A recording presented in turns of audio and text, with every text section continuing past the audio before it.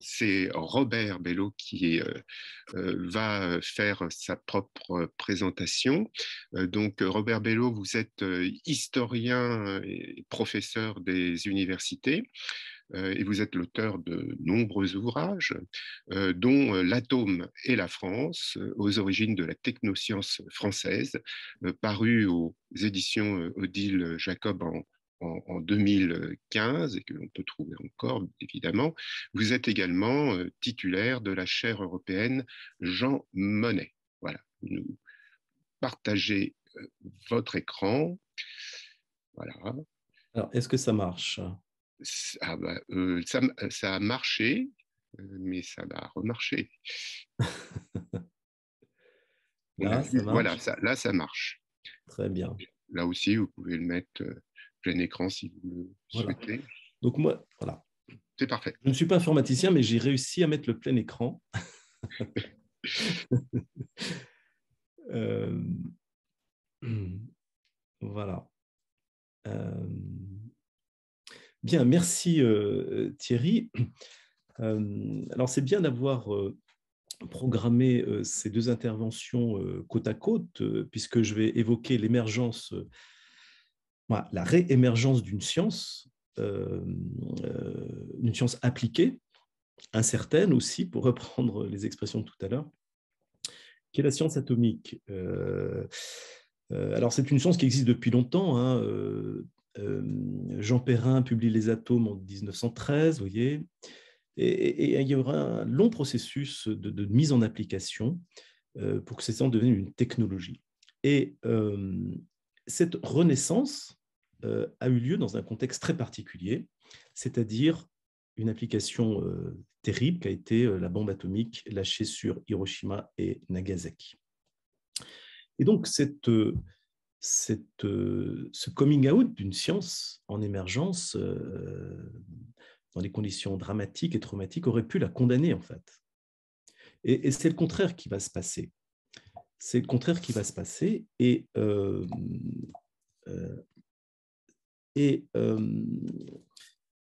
C'est ça qui m'a interpellé, si vous voulez.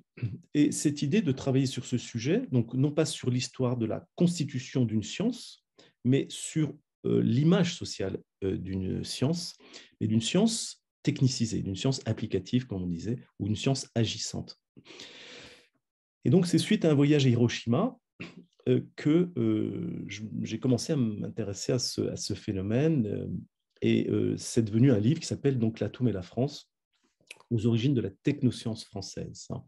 Parce que la mégascience qui émerge pendant la Deuxième Guerre mondiale a réévalué, en fait, a estompé même les frontières entre la science et la technique.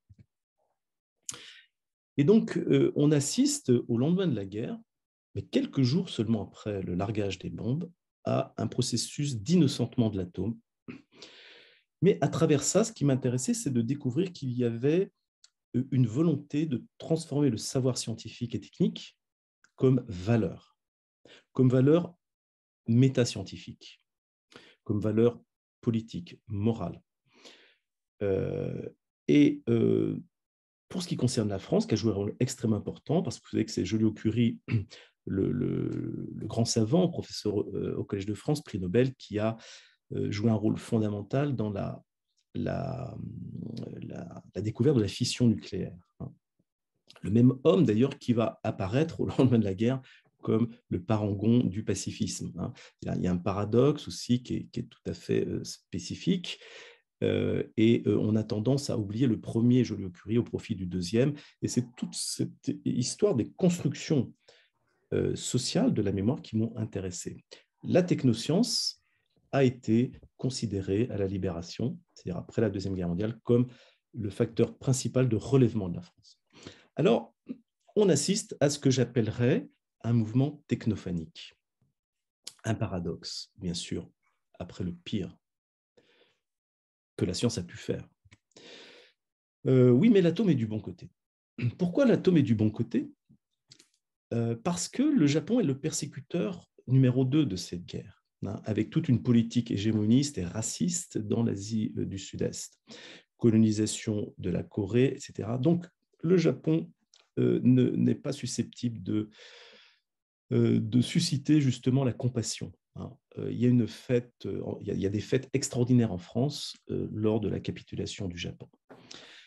Et je prendrai cette citation de Jules Curie qu'il fait le 18 juin 1947, parce que je dois préciser que j'ai travaillé aussi sur les archives Jules Curie à Paris, pour essayer d'aller au plus près de ce que celui qui incarne cette révolution, au plus près de ce qu'il a pu dire et de comment il était perçu. Parce que c'est quand même un personnage emblématique à la Libération. Hein. Je dirais, pour faire simple, qu'il y a deux figures emblématiques à la Libération, le général de Gaulle et Jules Curie dans un autre domaine. D'ailleurs, tous les deux, même si l'un est gaulliste donc, et l'autre est communiste à ce moment-là, eh bien, ils vont s'entendre pour créer le commissariat à l'énergie atomique, par exemple. Hein. Donc, devant les films, dit-il, sur l'explosion des bateaux projetés en l'air à Bikini, donc ça, c'est les expérimentations nucléaires américaines, un peu plus tard, nous conservons notre sang-froid. C'est effectivement tragique, mais, c'est toujours pareil, c'est tragique, mais il y a eu d'autres destructions effroyables. Quand on pense aux 6 millions de Polonais qui sont morts, non, que 6 millions de Polonais sont morts, là, il veut dire juifs en fait, hein, dans les chambres à gaz, systématiquement massacrés par les nazis, n'est-ce pas aussi affreux? Voyez, donc le Japon et l'Allemagne nazie à peu près au même niveau. Mais il y a cette idée que Hitler n'a pas pu faire la bombe. N'a pas pu faire la bombe, même si quand Einstein dit au président Roosevelt vous devriez vous intéresser en 1939 à ce que aux travaux d'un jeune qui s'appelle Joliot Curie, parce qu'il peut faire des bombes, hein, en définitive, et des bombes qui peuvent arrêter Hitler. Quand quand l'hitlérisme est abattu, forcément, la cible change. Et là, à ce moment-là, Einstein n'est plus d'accord. Mais il y a cette idée qui reste que grâce au travail des Américains, qui ont beaucoup utilisé des savants européens, bien entendu, pour faire la bombe, eh bien, Hitler a été battu sur le plan technoscientifique. Et c'est d'ailleurs un célèbre film franco-norvégien, La bataille de l'eau lourde, hein, qui raconte comment la France a pu récupérer en 1940 l'eau lourde qui permet de mener des expériences sur la fission nucléaire, un certain ralentisseur. Il n'y avait qu'une usine qui travaillait là-dessus, c'était en Norvège, et on a pu récupérer cette source extrêmement importante, et ça, c'est avant Vichy. Hein, je précise en passant, quand on explique souvent on explique, entre guillemets, que la Troisième République a failli à son devoir, elle a mal préparé la guerre, il faut relativiser ça. Les historiens travaillent beaucoup en ce moment sur cette réhabilitation en fait, de l'effort de guerre français, hein, face à la menace nazie. Donc, pourquoi Hitler n'a pas eu sa bombe atomique? C'est comme ça qu'on annonce ce film extrêmement intéressant où les acteurs de l'époque jouent leur rôle. Hein. Par exemple, Jules Curie, par exemple, ses collaborateurs. Donc, c'était dans l'imaginaire collectif français une bataille tout à fait héroïque. Hein. C'était la bataille des laboratoires. Pas les batailles militaires classiques, mais la bataille des laboratoires. Et donc, on découvre le potentiel de l'atome, qui va faire plus de bien que de mal, en fait. C'est ce que dit Jules Curie, donc là, le 18 décembre 1945, et là, c'est par le fracas de l'explosion de Hiroshima que cette nouvelle conquête de la science nous fut révélée. En dépit de cette apparition terrifiante, je suis convaincu que cette conquête apportera aux hommes plus de bien que de mal. C'est pour ça. C'est pourquoi je me sens plus à l'aise pour en parler devant cette maison, devant cette compagnie, hein, l'Académie nationale de médecine, dont l'idéal et l'action ont une si haute valeur humaine. Donc c'est ça, ce phénomène d'innocentement de l'atome. L'atome a fait le pire, mais il peut faire le meilleur. Et il en parle à l'Académie de médecine, dont la mission est bien sûr de sauver les vies humaines. Oui, c'est une nouvelle ère qui commence. Et le journal Le Monde, par exemple, dès décembre 1945, annonce qu'il faut que le monde fasse confiance aux physiciens. l'ère atomique commence seulement. Vous voyez, donc, c'est quand même extrêmement intéressant de voir le sentiment collectif par rapport justement à la science atomique, la confiance qu'on fait d'emblée aux physiciens. Et ça, sincèrement, je ne l'avais pas trouvé dans les livres que j'ai lus jusqu'à commencer ce travail, en fait. Et les physiciens, c'est vrai, ont toujours eu une propension à s'intéresser aux choses de la cité. Et ce sont eux, en fait, qui vont reconstituer l'organisation de la recherche française, notamment en mettant le CNRS sur de nouvelles voies. Joliot-Curie, premier directeur du CNRS et premier haut commissaire au commissariat à l'énergie atomique. Oui, la méga-science a gagné la guerre, et c'est même Truman qui le dit, le président qui a appuyé sur le bouton. Il parle de la bataille des laboratoires, de la course aux découvertes. Et il dit les États-Unis ont gagné car ils possédaient un grand nombre de savants éminents dans le domaine de la science.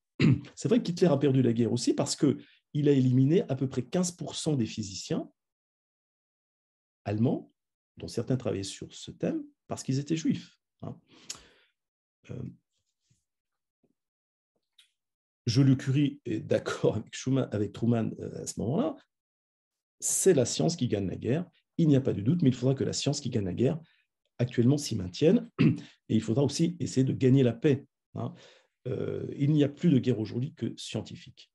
Voilà. Donc, Joliot-Curie, dans un article qui n'a été cité par personne jusqu'à présent, dans un article de l'armée française, Joliot-Curie explique que oui, l'atome peut permettre de gagner les guerres. Donc là, il n'est pas dans sa phase pacifiste, il va vite réorienter son propos quand la France, à l'ONU, va décider de renoncer à l'usage militaire de l'atome. À partir de ce moment-là, c'est l'atome à but civil qui va l'emporter. Et le CEA, c'est d'abord gagner la paix, en définitive, contrairement à ce qu'on a parfois dit. Et plus encore, pour les scientifiques français, qui ont été souvent des résistants, en tout cas ceux qui refont la science à la Libération, ont été résistants en général, eh bien, pour eux, il s'agit de renouer avec les Lumières, avec l'Aufklärung et le progrès humain.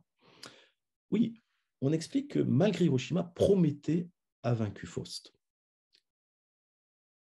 Et comme le disait André Labarthe, qui écrit le premier livre sur Hiroshima en France, le statu quo de la peur, ça s'appelle, celui qui le premier parviendrait à construire la bombe deviendrait le vainqueur.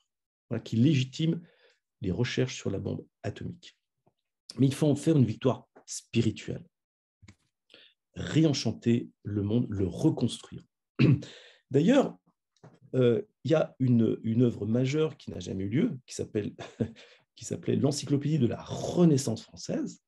C'est le grand projet culturel de la Libération qui vise à réconcilier la société française avec la science et les techniques, diffuser la science comme facteur de progrès, mais comme facteur aussi de progrès moral, pas que de progrès matériel. Eh bien, c'est Paul Langevin qui l'a imaginé, le maître de Joliot-Curie, qui va mourir peu de temps après, et s'est lancé au Palais de Chaillot, d'ailleurs, dès le 10 juin 1945, par Henri Vallon, l'homme qui va tenter de réformer l'enseignement en France, en introduisant d'ailleurs moins d'humanité et plus de sciences et de techniques. Donc on est dans ce moment où on compte sur l'éducation pour développer le sentiment démocratique. Et ça, c'est quelque chose d'extrêmement important à ce moment, parce que la résistance a été aussi un projet de société. Ça n'a pas été que la sécurité sociale dont on parle beaucoup avec le CNR, mais c'est aussi la science. Alors, j'ai découvert que la première conférence nationale sur l'atome est présidée par Paul Langevin, et ça se passe à la Sorbonne le 13 novembre 1945. Le 13 novembre 1945. Alors, à l'époque, on parle de désintégration atomique. Alors, ça va changer au profit d'un terme plus acceptable, la libération atomique, par exemple. Donc, et les cahiers rationalistes, vous voyez, l'Union rationaliste, créée par Henri Logis, un autre grand savant résistant, qui va être un des grands auteurs de la reconstitution de la science française, eh bien, l'Union rationaliste, dans les cahiers rationalistes, bien entendu, fait l'éloge de Joliot-Curie et de cette nouvelle science. Alors, Paul Langevin, dans son propos introductif, explique qu'il n'y a pas d'antinomie entre puissance, bien-être et civilisation.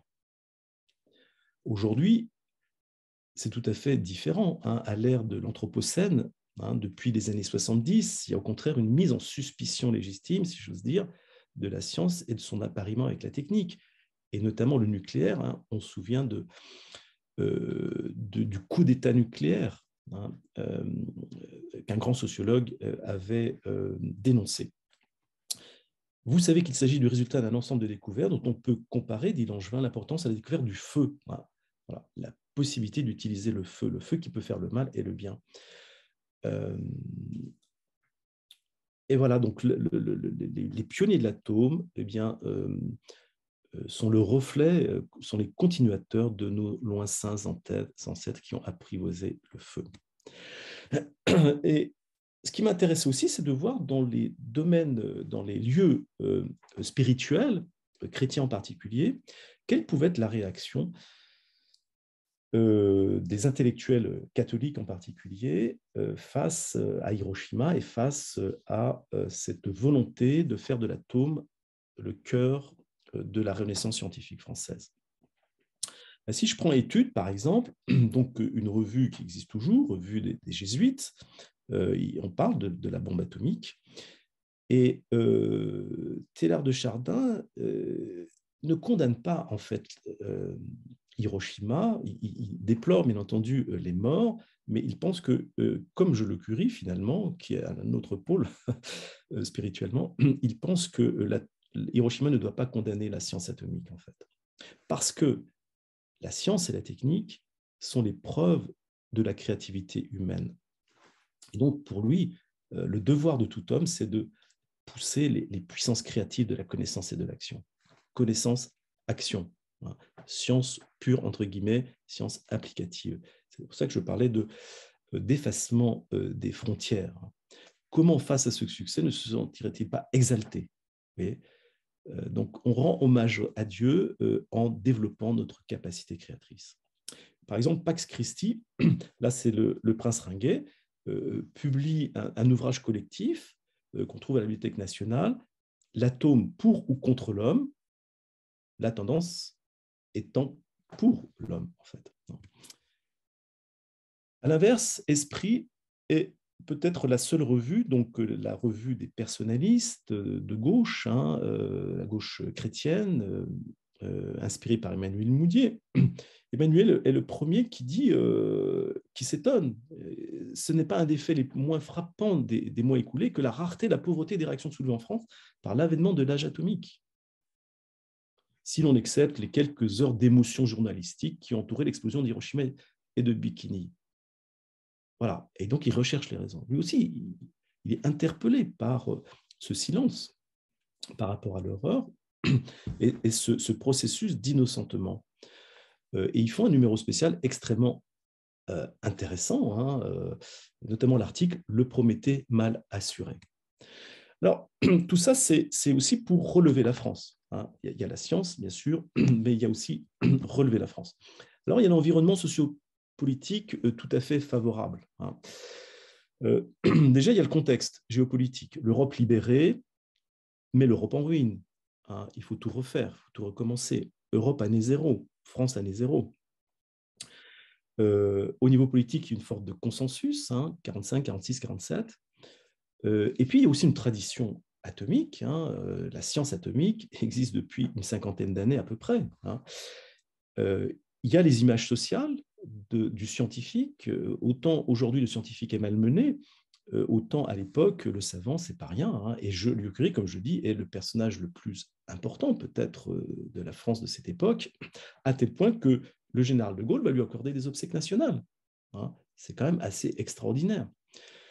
Et on croit à la politique. On croit que la politique peut structurer le réel, peut réinventer la France. Les acteurs, il y a des acteurs importants, un État qui entend jouer tout son rôle, des chercheurs éminents, des ingénieurs, des réseaux, hein, des revues, Atome, La Pensée, etc. Et ça va produire le CEA, ça va produire EDF, ça va produire la renaissance du CNRS. Hein. Le CNRS, d'ailleurs, qui est né dans les années, fin des années 30, justement dans cette dynamique de réconciliation entre la science et la technique pour faire face aux dangers. Le CNRS est né de la guerre, hein, de la préparation de la guerre, de la volonté de lutter contre la menace nazie. Alors oui, Joliot-Curie, figure vivante de la science. Ça, c'est une photo du cyclotron du Collège de France que j'ai pris en photo lors d'une exposition du CNAM à Paris. Et l'image qui entoure Joliot-Curie est extraordinaire, hein, et vraiment et pas raisonnable, je dirais, à la limite. Hein. Par exemple, Elsa Triolet, lors d'un banquet du Parti communiste à Montreuil, parle de Joliot-Curie comme le pourvoyeur de rêves.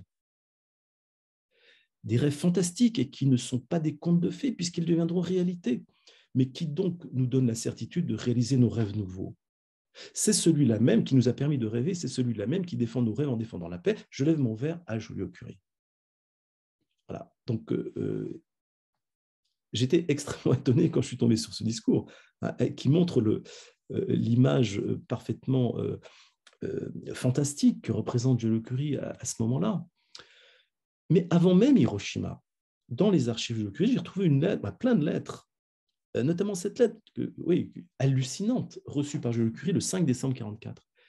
Lui, il continue de faire ses cours. D'ailleurs, ça posait des questions à certains. Pourquoi Joliot-Curie continue à faire ses cours en pleine guerre, hein. Bien sûr qu'il y a la thèse du double jeu, etc. Mais cette affaire n'est encore pas totalement réglée, me semble-t-il. Et donc, c'est une lettre, comme Joliot-Curie en reçoit énormément. Permettez-moi de vous dédier ce petit poème inspiré par vous, par un de vos cours où l'hiver dernier, je me suis égaré, amphithéâtre impressionnant, auditoire sélect, tout imbu de votre importance, archange venant écouter le Verbe, le Dieu créateur d'un monde rayonnant fait de la matière radioactive.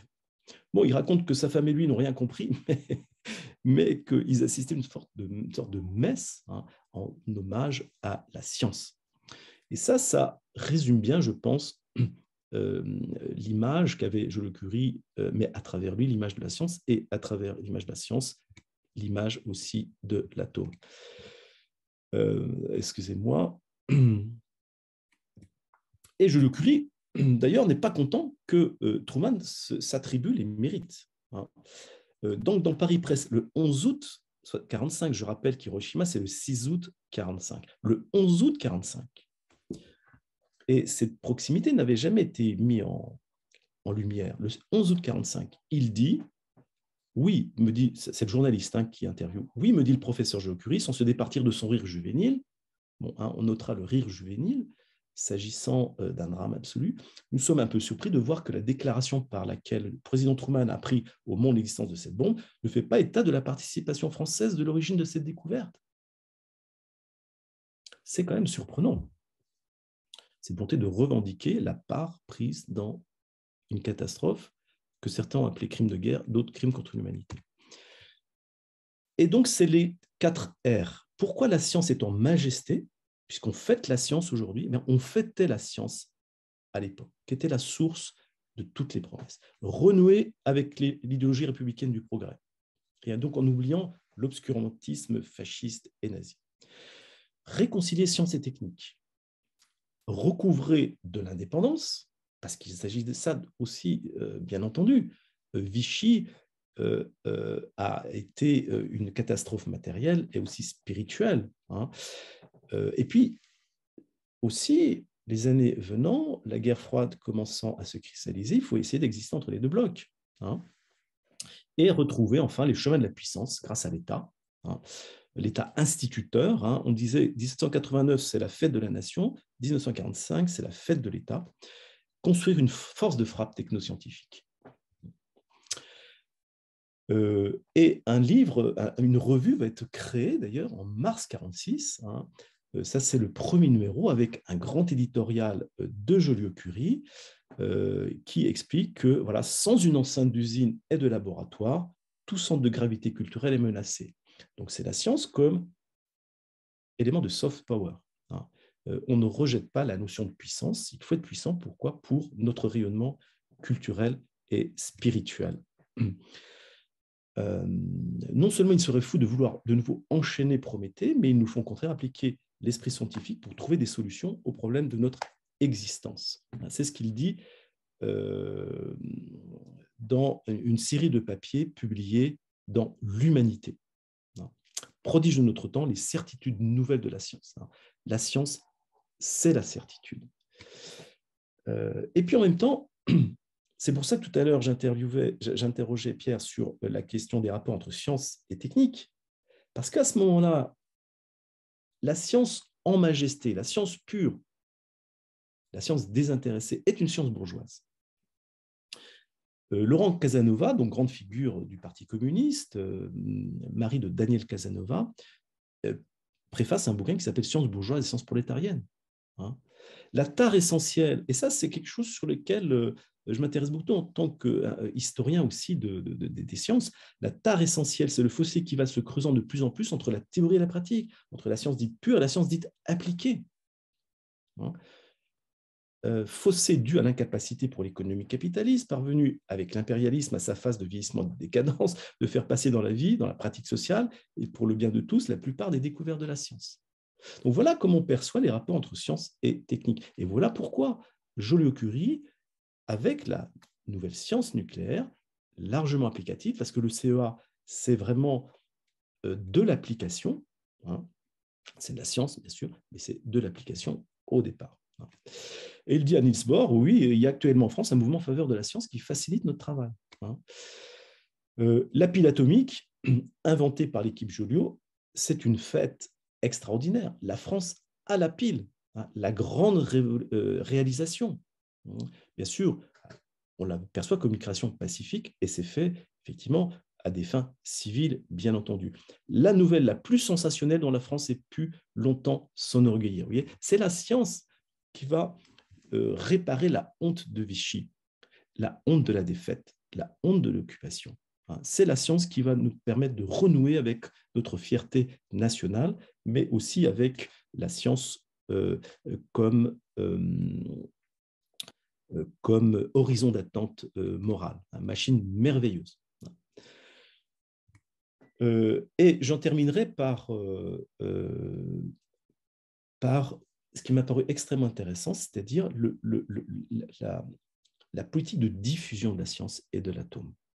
Il y a une politique de vulgarisation, comme peut-être on n'en a jamais vu, et c'est peut-être ce qui a manqué à l'informatique, je ne sais pas, mais il faudrait aussi peut-être travailler sur l'imaginaire de l'informatique.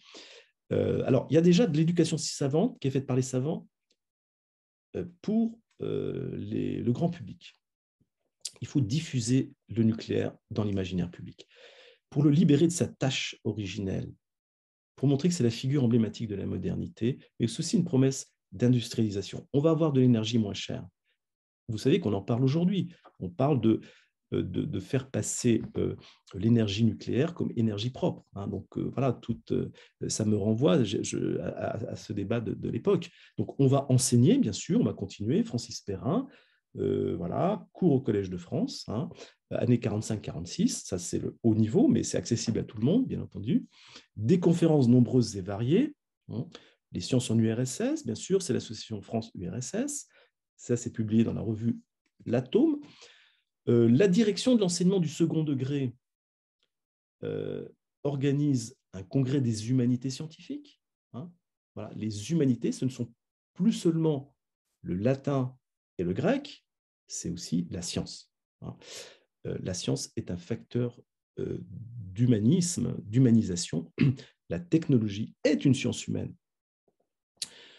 Et on retrouve d'ailleurs Jean-Louis Crémeux-Briac, que j'ai très bien connu, compagnon de la Libération, et qui est mort assez récemment, hein, qui lui dirige la documentation française, en fait.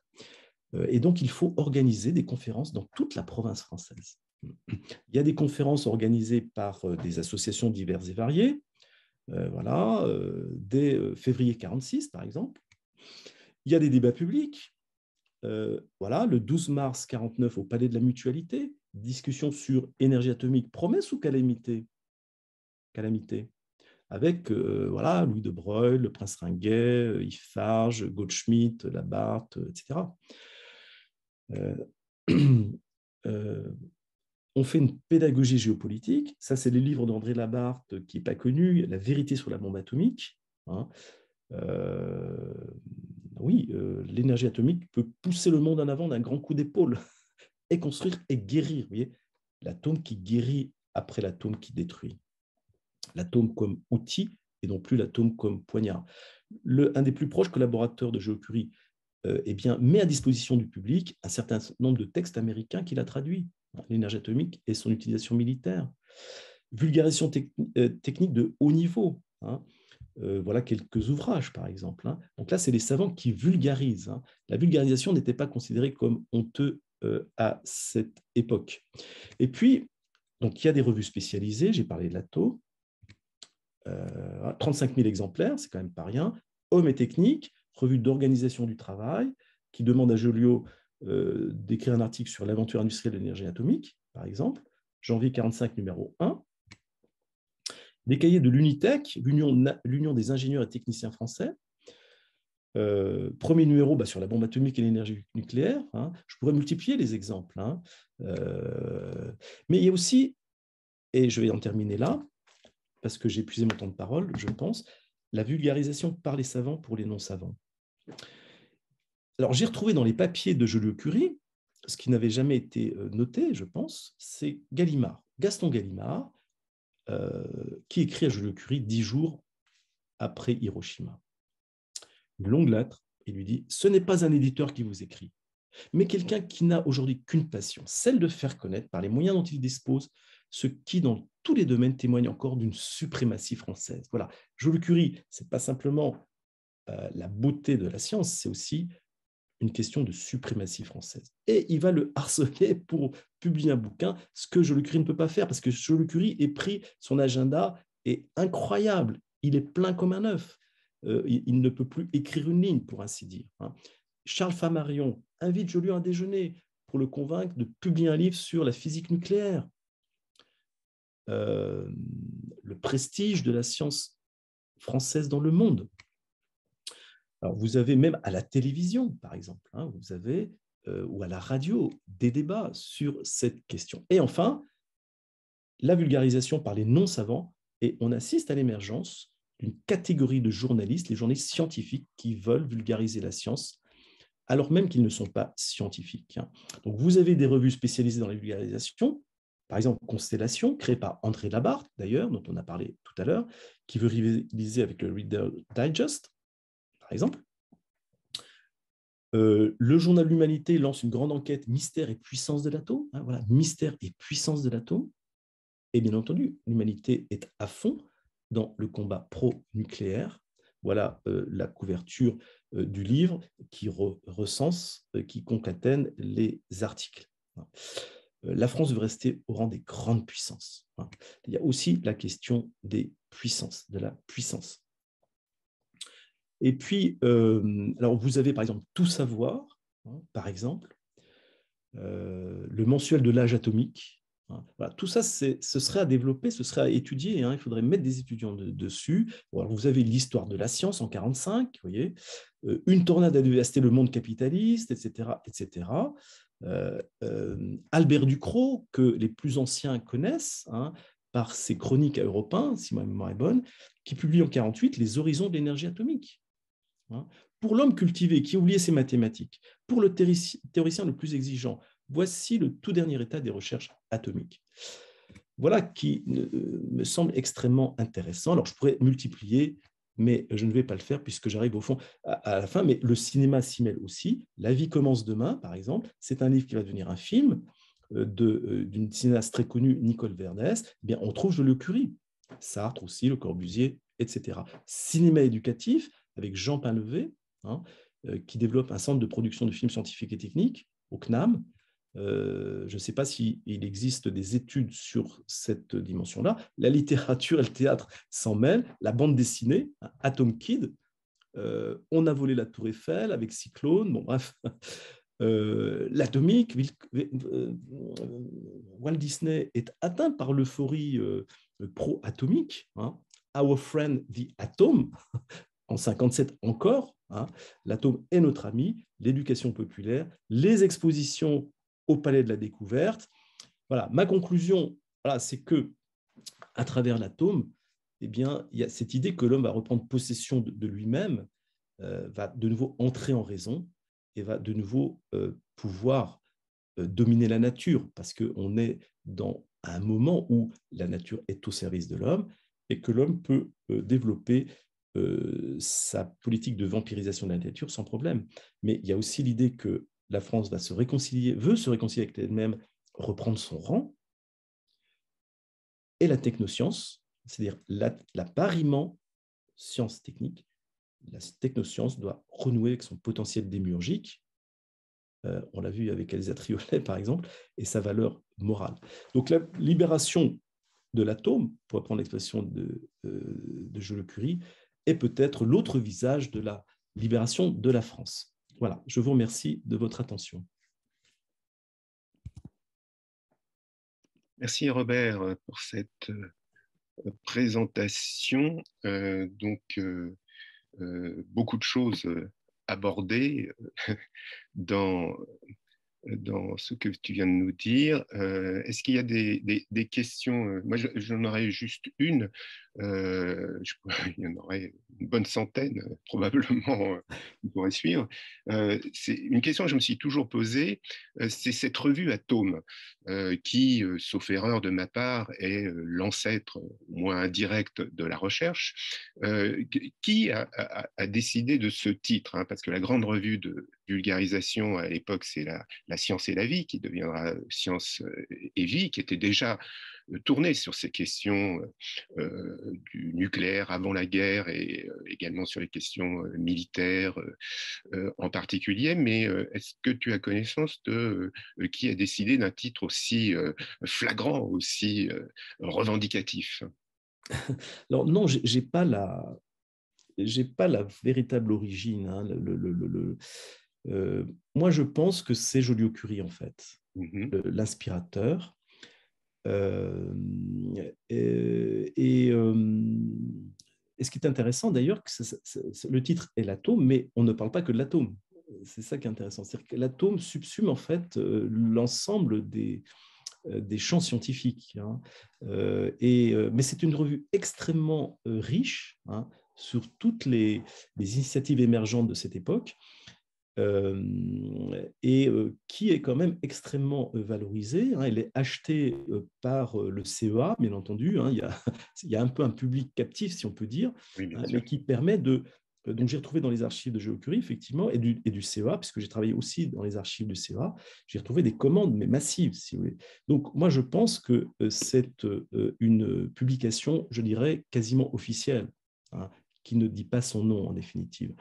Mais c'est pour soutenir, justement, cet effort de vulgarisation de l'atome à l'initiative de Joliot-Curie et du CEA principalement, en définitive. Et c'était assez bien vu, je dirais. Hein, c'était assez bien vu. Donc 35 000 exemplaires pour une revue scientifique de ce niveau-là, c'est quand même pas mal, même pour l'époque. Oui, oui. D'autres questions? Il faut que tu départages ton écran par ailleurs. Alors attends, que je départage. Comme ça va?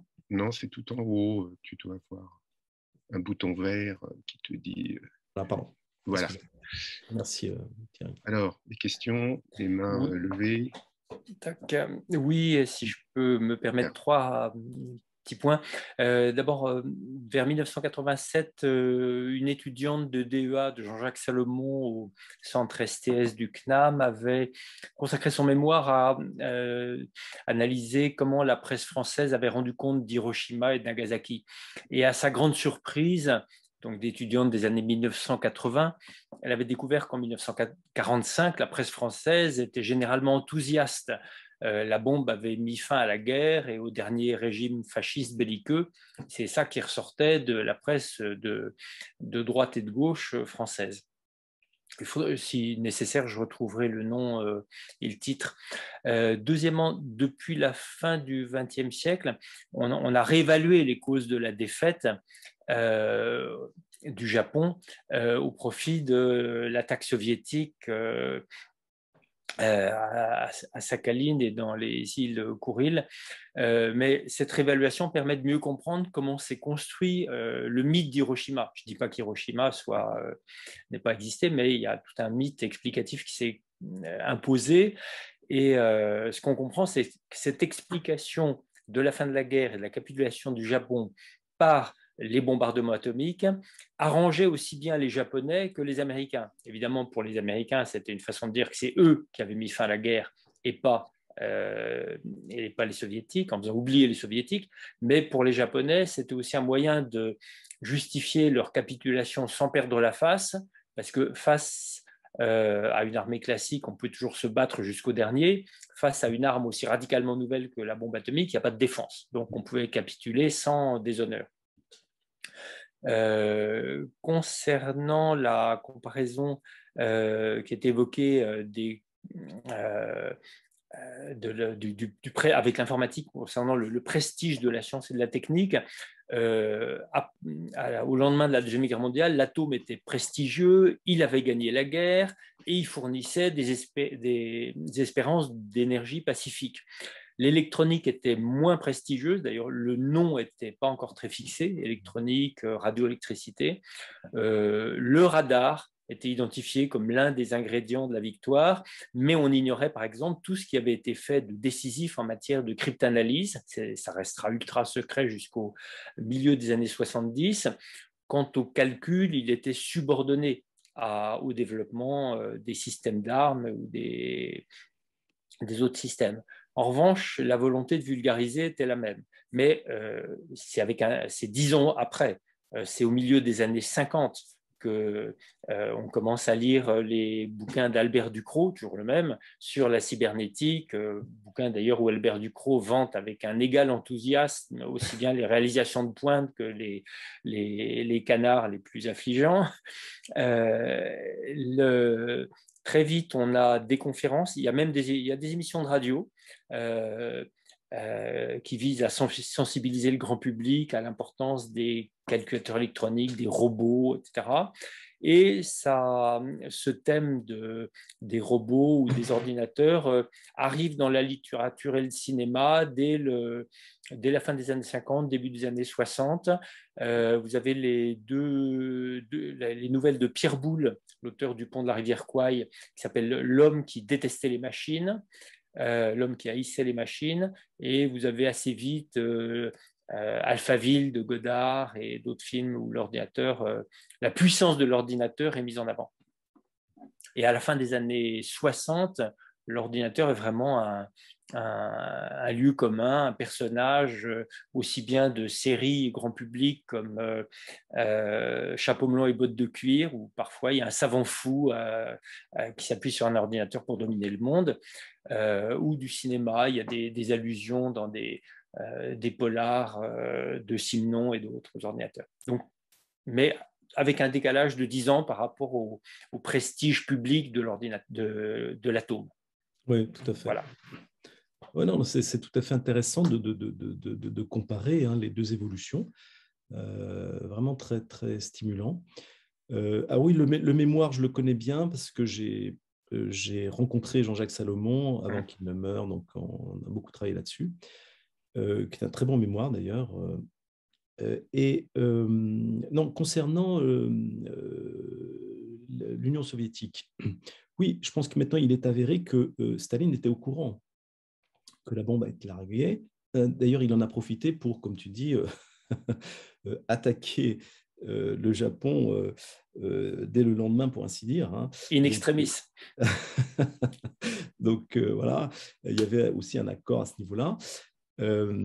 Et alors, s'agissant du Japon, il y a tout un débat chez les historiens américains. Hein, on va pas, c'est très compliqué, il y a plein de bouquins, d'articles, etc. etc.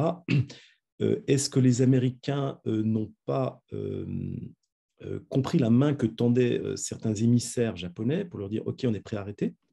Mais tout le monde n'était pas d'accord, d'ailleurs, dans l'état-major japonais, hein, parce qu'il ne faut pas croire que les acteurs géopolitiques sont totalement homogènes. Voilà, hein, c'est tout à fait autre chose.